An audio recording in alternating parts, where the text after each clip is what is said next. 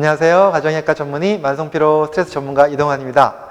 여러분들 오늘 어때? 속 편하십니까? 예, 식사하시고 소화 잘 되십니까? 병원에 있다 보면 많은 환자들이 이 소화장애를 호소하는 환자들을 너무나도 많이 만납니다. 그런 분들은 또 우리나라에는 워낙 위에 안 좋은 병이 많이 생기기 때문에 내시경을 많이 하게 되죠.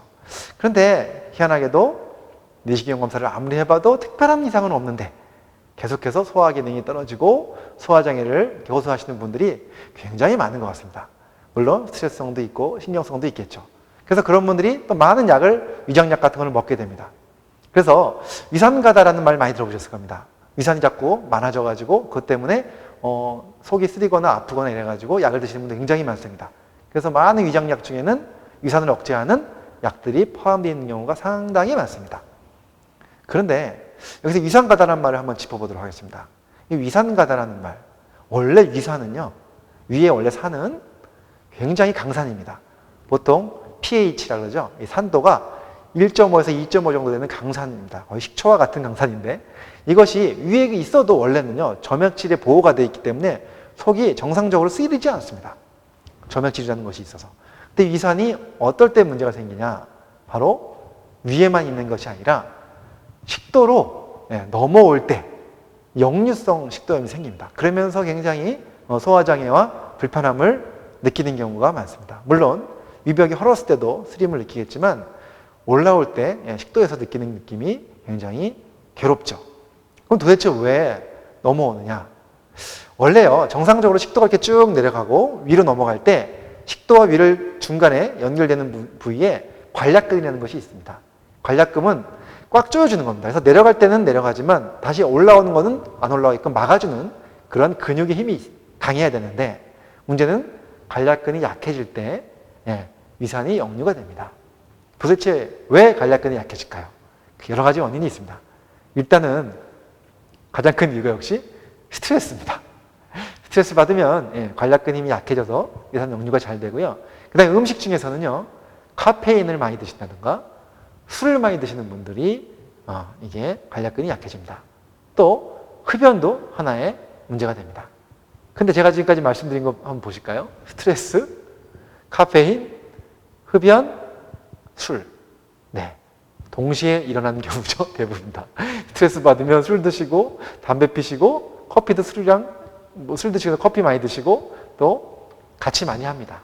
그러면서 점점 위산이 올라오거나 이렇게 소화장애를 일으키는 경우가 너무 많습니다.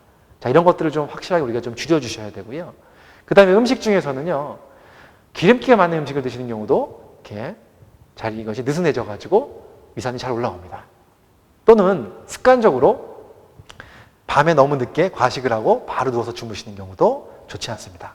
그래서 역류가 많이 되시는 분들은 가능하면 소량씩 나눠서 드시는 것이 좋고요. 그리고 기름기 너무 많은 음식들은 좀 피하시고 이러시는 것이 훨씬 더 도움이 됩니다. 그런데 지금까지 제가 계속 위산가다에 대한 이야기를 드렸는데요. 또 하나의 사실은 소화장애를 앓고 있는 환자들 중에서 반대로 위산 저하인 환자들도 있다는 겁니다. 위산 저하.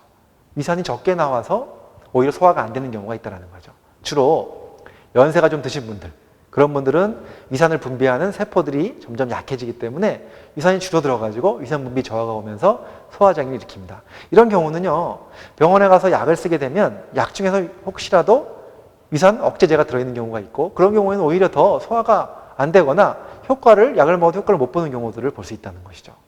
그래서 보면 위산 과다하고요, 위산 저하하고 증상이 많이 다르지 않습니다. 소화장애도 있고 비슷합니다. 그래서 많은 분들이 그러면 내가 위산 저하인지 위산 과다인지 헷갈리실 겁니다. 자, 그럴 때 간단하게 테스트하는 방법 제가 알려드리도록 하겠습니다. 식사하시고 나서요, 식초, 사과식초라든가 감식초 같은 거 한 숟갈을 물 한 컵에 타십시오. 그럼 굉장히 좀 시큼하죠? 한 잔 드셔보십시오. 또는 레몬 같은 걸 짜가지고 시큼하게 해서 한번 드셔보십시오. 물에다 섞어서.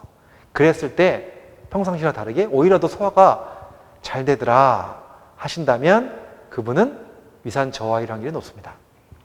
반대로 그런 걸 드셨을 때 속이 쓰리고 아프더라도 그러면 위산 과다일 확률이 높습니다.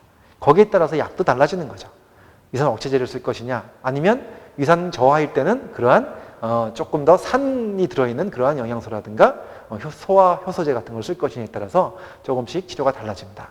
자, 꼭 한번 테스트 해보시고요. 만약에 위산 저하인 분들은 식사 전에 레몬수 같은 걸 자꾸 드시는 것도 큰 도움이 됩니다.